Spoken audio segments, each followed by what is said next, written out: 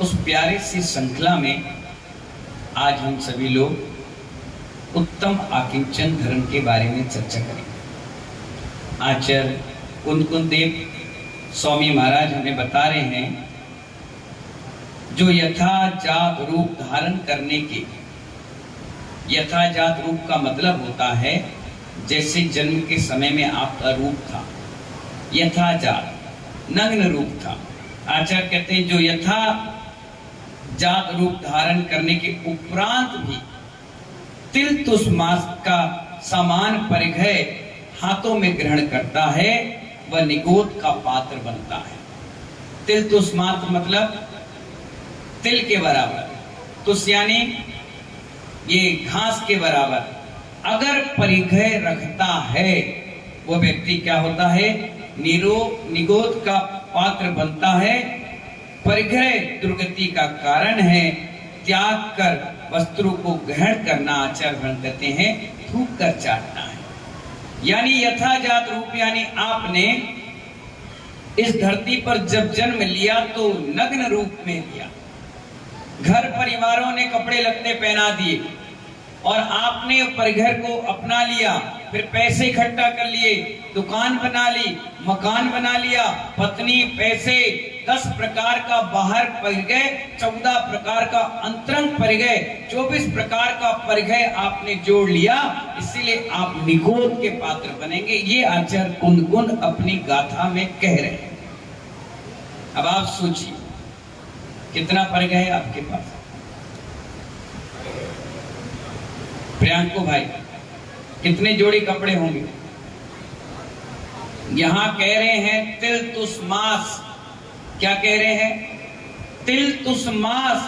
और तुम्हारे पास तो पूरा गोदाम का गोदाम भरा हुआ, पेटियों की पेटी भरी हुई है, अतः संपदा रखी है, धूल खा रही है। आज एक व्यक्ति पेपर के एक न्यूज मुझे दिखा रहा था, एक व्यक्ति ने अपनी बच्ची की शादी के लिए 1 करोड़ रुपया बैंक में जमा किया आज से 10 साल पहले। आज वो निकालने गया तो सारा पैसा दीमक खा गया। अब आप सोचिए क्या परिग्रह रख रहे हैं और किस लिए रख रहे हैं। कहा जाता है जब तक तुम्हारे भाग में नहीं लिखा होगा तो तुम दान भी नहीं कर सकते, तुम्हारे भाग में नहीं लिखा होगा तो आप उसका भोग भी नहीं कर सकते। दोनों का उदय एक साथ चलता है, तब जाकर के दान के भाव और भोग के भाव बन पाते हैं, नहीं तो नाश तो होना ही होना। इसलिए तो आचार्य कहते हैं आकिंचन धर्म अपनाओ। पंडित बनारसी दास जी का नाम सुना है? कितने लोगों ने सुना बताओ? सभी ने सुना। मैंने अभी बताया कि नहीं बताया? हमने कोई झूठ थोड़ी ना बोला। हमने कहा पंडित बनारसी दास जी का नाम सुना। हमने ये थोड़ी ना कहा कि पहचानते हो क्या। हमने क्या कहा? तो हाथ उठाइए, हमारी क्लास में कोई फेल नहीं होता। पंडित बनारसी दास जी का नाम सुना आपने? सबने सुना, बहुत बढ़िया बात है। अब इनाम किसको दें? पंडित बनारसी दास जी ने जब जैन आगम का स्वाध्याय किया, उन्होंने मुनियों के वर्णन में पुस्तकें और ग्रंथें लिख दी ढेरों। कहने लगे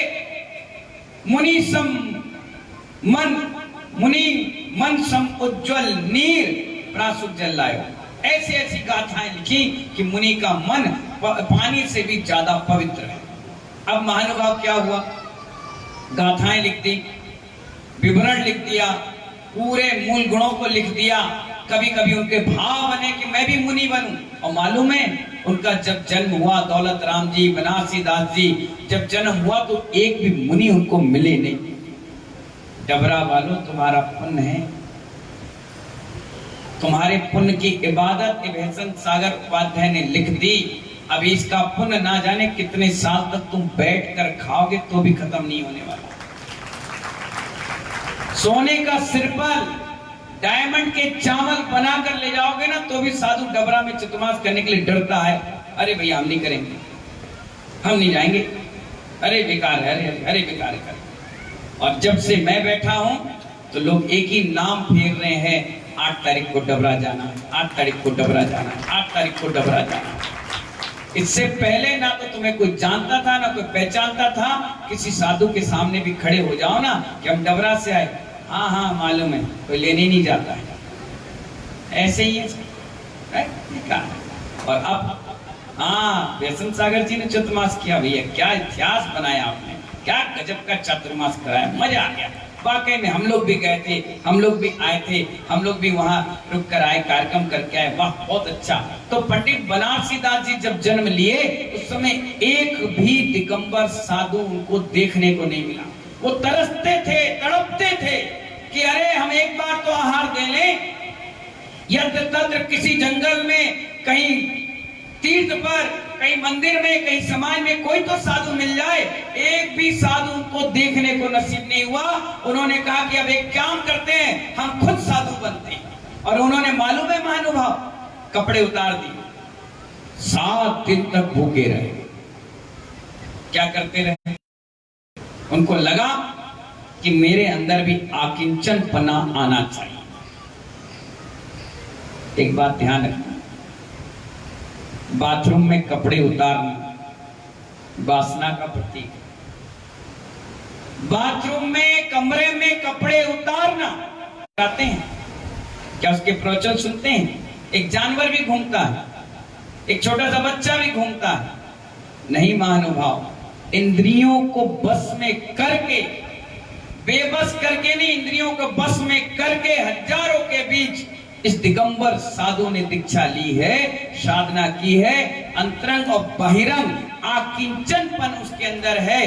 तभी तो बनारसी दास पंडित जी कह रहे थे, करनी को तो रस मिटो।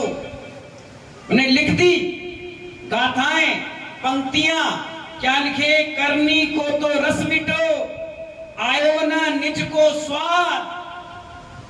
क्या कह रहे हैं सौदरमिंद जी? करनी को तो रस मिटो, आयो ना निज में स्वाद। भाई बनारसी की ये दशा जैसे ऊंट को पार। ऊंट को अपने पैर कभी नहीं दिखते, कितने कपड़े उतार लो, निज अनुभूति दिगंबर अवस्था में ही आती है। आचार्य कुंद कुंद कह रहे हैं, अड़गो ही मुख मको, नग्न ही दिगंबर है, वही मोक्ष का अधिकारी है। एक रत्ती भी कपड़े का कोई मोक्ष में ले जा नहीं पाया आज तक। आचार्य भगवान कह रहे हैं ना, इसीलिए बनारसी दास जी के लिए कहा, ना इधर के रह पाओ ना उधर के रह पाए। इसीलिए कहा आचार्यों ने कि जो ये आकिंचनपना है बिना श्रद्धा के भी नहीं आएगा। श्रद्धा चाहिए उसकी। अगर मैं कपड़े उतार कर मुनि बन जाऊं और तुम्हारे बीच बैठ जाऊं तो मैं क्या श्रद्धा तुम्हारी दिगंबर मुनि के प्रति बना पाऊंगा? जब मैंने उसके प्रति श्रद्धा रखी होगी तभी तो मैं दीक्षा ले पाया और निभा रहा हूं और आगे बढ़ता चला जा रहा हूं। जब अंदर से श्रद्धा ही नहीं होगी तो क्या 28 मूल गुण का मैं पालन करूंगा और आपको करवाऊंगा? आचार्य भगवान इसलिए तो कह रहे हैं, भगवान महावीर स्वामी जब दीक्षा लेकर के केवल ज्ञान की राह पर पढ़ रहे थे उस समय और भी महात्मा हुए, उन्होंने भी प्रयास किया किंचनपना के लिए, चलो हम भी केवलत्व की प्राप्ति करें। आपको मालूम है कितने लोग चावल खाते हैं? बताना। आज खा के भी आए होंगे, कितना खाए होंगे बताओ? 1 कटोरी, आधा किलो है, 100 ग्राम, 150 ग्राम, इतने ही तो खा के आए होंगे। लेकिन जो महात्मा केवल ज्ञान की उत्पत्ति करने के लिए भगवान महावीर स्वामी के समकालीन हुए, उन्होंने सोचा कि चलो महावीर भगवान को केवल ज्ञान हो गया, मैं तो उससे पुराना हूं, चलो मुझे भी केवल की लब्धि हो जाएगी, मुझे भी केवल ज्ञान हो जाएगा। उस बंदे ने 1 चावल खाना प्रारंभ किया। बस आहार में क्या लेना चालू किया? 1 चावल, सिर्फ 1 चावल लेते थे आहार में बाकी सब चीज उनका त्याग था, फिर भी महानुभाव आकिंचनपना नहीं आया। तुम्हारे मन में आया होगा, अरे इतनी माला फेरते हम, इतने बड़े तपस्वी हैं, हमें क्यों केवल ज्ञान नहीं हो रहा? श्रद्धा के अभाव में कुछ नहीं हो सकता। जिस दिन श्रद्धा होगी, भरपेट भोजन भी करके आओगे तो भी केवल ज्ञान हो जाएगा। जरूरी नहीं, भूखे मरने का नाम समाधि मरण नहीं है। क्या कहा मैंने?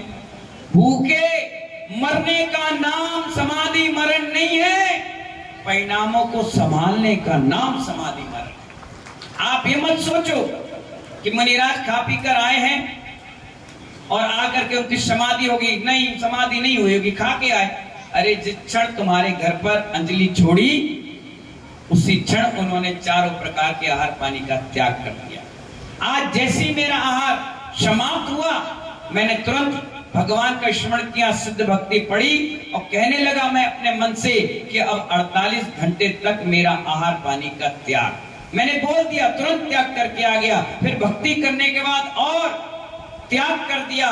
क्यों? क्योंकि मुझे मालूम है हर क्षण हमारा बड़ा कीमती है। अचानक से रास्ते में कुछ हो जाता, आके अटैक आ जाता, एक्सीडेंट हो जाता, गिर जाते, या कोई जानवर काट लेता, मार देता, कुछ भी कर ले, कभी किसी के समय का कोई बता के तो आता नहीं, हो जाता और हमारा मरण हो जाता। तो इतनी दूरी की लालच के कारण हम त्याग नहीं कर पाते। जैसी मैंने मुद्रिका अंजलि छोड़ी और कुल्ला किया, कुल्ला करते जैसी समस्त नाण दंसन वीरे सुमुक्त अवगणम आगरु लघु अपाहणम अठगुणा होती सिद्धाणम तब सिद्धेणे सिद्धे संयम सिद्धे चर सिद्धे नारम में दर्शनम में सिद्धे शिष्य नमस्सामी। सिद्ध भक्ति पढ़ी और कहा, हे प्रभु, आज का आहार इस पुण्य योग से मिल गया। अब 48 घंटे तक का मेरा चारों प्रकार का आहार पानी का त्याग। बोलते ही हाथ में पिछी ली, भगवान और गुरु का स्मरण कर लिया, काम खत्म। ये होती है संकल्प शक्ति। आकिंचनपना धारण करने से पहले ये सब प्रयोगशालाएं, ये प्रयोगशाला में फेल हो जाओगे आप। ये सोचोगे नहीं 10 मिनट के बाद कर लेंगे, 10 मिनट के बाद कर लेंगे। अगर ये प्रमाद और शिथिलाचार रहेगा तो 10-10 मिनट तो निकल जाएगा, लेकिन कब मरण आ जाएगा ये तुम्हें नहीं मालूम, पता नहीं कब क्या हो जाए। इसलिए आचार्य भगवान कहते हैं 12 वर्ष तक उस महात्मा ने एक चावल के दाने को खा करके पूरी जिंदगी निकाल दी। 12 वर्ष तक, तब तक केवल ज्ञान नहीं हुआ। क्यों नहीं हुआ? क्योंकि आकांक्षाएं बहुत थी, मुझे महावीर बनना है, मुझे केवल ज्ञान करना है, ये आकांक्षाएं अंदर थी। इसी के कारण एक चावल का दाना खाने के बाद भी उन्हें केवल ज्ञान की लब्धि नहीं हो पाई। आकांक्षाएं रखोगे जितनी भी महानुभाव, ये सब कुछ व्यर्थ हो जाएगा। ना कांक्षाएं होना चाहिए, किसी प्रकार की कांक्षा नहीं, कोई पद प्रतिष्ठा मान सम्मान की भूमिका नहीं होना चाहिए। उस व्यक्ति के अंदर आकिंचन धर्म आ पाता है। महानुभाव आकांक्षा व्यक्ति की दृष्टि में विश्व को परमाणु की तरह देखती है। जिसके अंदर आकांक्षाएं होती हैं, वो व्यक्ति विश्व को भी परमाणु की तरह देखता है, और जिसके अंदर निकांक्षाएं दृष्टि होती है, वो अणु को भी पहाड़ की तरह देखता है। अरे बाप रे, इतना बड़ा परिचय आ गया, ओह बहुत बड़ा पाप हो गया। अरे नहीं नहीं नहीं, आप तो दिन भर कितने पाप करते हो। उसके बाद भी ऐसी महिलाएं हैं जो ये भी नहीं कह पाती कि हमसे पाप हो जाता है। हमें आलोचना पाठ पढ़ना चाहिए, हमें प्रायश्चित देना चाहिए, अंदर से भाव ही नहीं होते। और कुछ ऐसी हैं कि अगर अनछना जल एक बूंद भी उनके गिलास में आ जाए तो दिन भर रोती हैं, तड़पती है कि ओह, एक बूंद में हजारों जीवों की हिंसा मेरे हाथ से होगी। ओहो, आज का व्रत मेरा खराब हो गया, आज मेरा स्वाध्याय बेकार हो गया, आज मेरा अभिषेक पूजन बेकार हो गया। क्यों? क्योंकि मेरे हाथ से कितनी बड़ी हिंसा हो गई। और कुछ तो ऐसी ऐसी हिंसा करके आ जाती है कि वो खुद शर्माती नहीं है बताने में, और हंस हंस कर हास करके अपने पापों को बताती हैं। आचार्य कहते हैं एक तो कड़वा और ऊपर से नीम चढ़ा। इसलिए महानुभाव, अगर आपने जन्म और मृत्यु को देख लिया तो आप फिर मुनि बनने में ज्यादा समय नहीं लगने। आपने किसी व्यक्ति के जन्म के समय देख लिया कि वो किस रूप में पैदा हुआ, और जिस व्यक्ति का मरण हुआ, मरघटा गया, जब जल रहा तब उसके शरीर को देख लिया तो आप समझ जाओगे कि जन्म और मृत्यु में कितना बड़ा भेद है। उसी क्षण अगर आप सच्चे वैरागी हो गए और उसी क्षण निकल जाओगे कि भैया हमने सब कुछ देख लिया, अब हमें संसार में नहीं रहना, उसी क्षण आपके अंदर आकिंचनपना पैदा हो जाएगा। हमने देखा ना, हमने अपनी नजरों से देखा, बड़े नजदीक से देखा, इसलिए मुझे लगा कि नहीं, ये मार्ग सबसे सर्वश्रेष्ठ मार्ग है, इसके अलावा तो सब विमार्ग है और ये हमेशा हमारी आत्मा को छल्ली बनाएगा। इसलिए महानुभाव आकिंचनपना प्राप्त करने के लिए इस मार्ग पर निकल रहे हैं और इसीलिए प्रयास कर रहे हैं, धीरे धीरे चींटी की तरह चढ़ रहे हैं, गिर रहे हैं, चढ़ रहे हैं, गिर रहे हैं। एक ना एक दिन तो छत पर पहुंचेंगे। जिस दिन पहुंचेंगे उसी दिन इस शरीर से आत्मा मोक्ष चली जाएगी। इन्हीं मंगल भावनाओं के साथ महानुभाव तिल तुस मास परिग्रह भी अपने साथ मत रखना।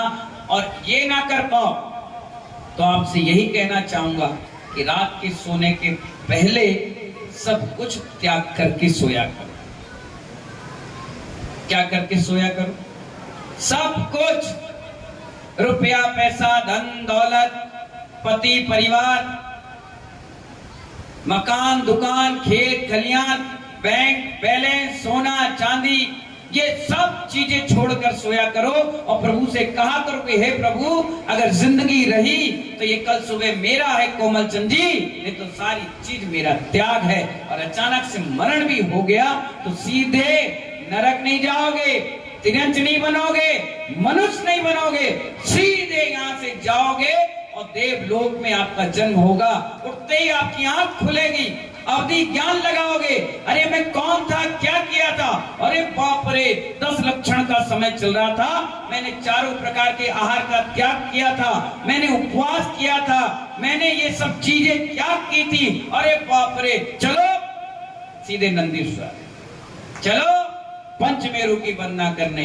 और अगर ये चीज बोलकर नहीं सोए और मर गए तो सीधे नरक जाओगे और जाते ही तुम्हें सूजा पेला जाएगा, जलाया जाएगा, मारा जाएगा, पीटा जाएगा, पारा की भांति शरीर छल्ली छल्ली हो जाएगा और फिर वापस जुड़ जाएगा। रोगे, चिल्लाओगे, प्यास के मारे तड़पोगे, भूख के मारे बिलखोगे, लेकिन एक अन्न का दाना और पानी की बूंद तुम्हें नसीब नहीं होगी। तिल तुस मास परिग्रह भी रख लिया तो। इसलिए आचार्य भगवान कहते हैं कि इस परिग्रह से दूर हटकर आकिंचनपने में उतरो। कोशिश करो कि रात की जब लेटो तो सब कुछ त्याग करके रहो। आज का त्याग कल का भगवान बनने की सीढ़ी आपको पहुंचाएगा। आज का त्याग, बचपन का त्याग बचपन में काम आएगा।